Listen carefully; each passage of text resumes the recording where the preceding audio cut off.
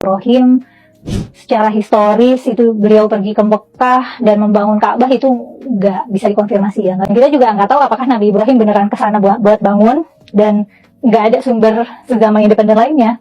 Misalnya cerita Moses atau Musa, cerita Abraham, itu 1800 sebelum Masehi.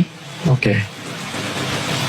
Sampai 1000 sebelum Masehi. Dan tulisan itu final itu tahun 500 sebelum Masehi.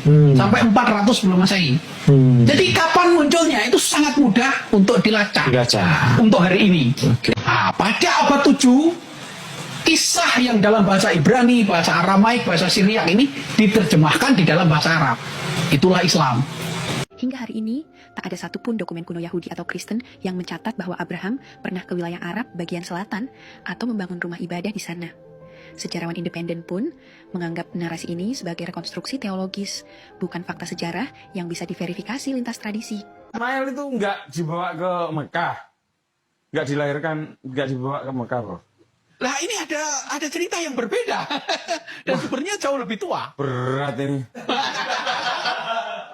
Ya, makanya kita diskusi saja. Iya. Berarti air Zam-Zam nggak ditemukan Nabi Ismail dong. Terus Sai gimana Sai? Ketika kita Sai. Kalau mikirnya begitu terus ya jadi nggak asik dong. Oh iya benar sih. Makanya saya tanya gitu loh. Ya mari kita diskusi secara secara bukti dan secara ilmiah, dan itu jauh lebih Iya kan. Kita bisa diskusi, berarti sebetulnya Nabi Ibrahim pernah ke Mekah enggak gitu, meninggalkan Siti Hajar dan Nabi Ismail gitu. Yang jelas dalam perjanjian lama tidak pernah disebut itu. Dan dalam sumber-sumber yang lain selain perjanjian lama yang lebih tua, misalnya sumber-sumber Yahudi, sumber-sumber Kristen, tidak pernah itu. Tapi di Al-Quran ada. Ah, itu satu-satunya sumber. Iya. Dan paling muda. Dan jaraknya dengan Ibrahim 2000 atau 3000 tahun.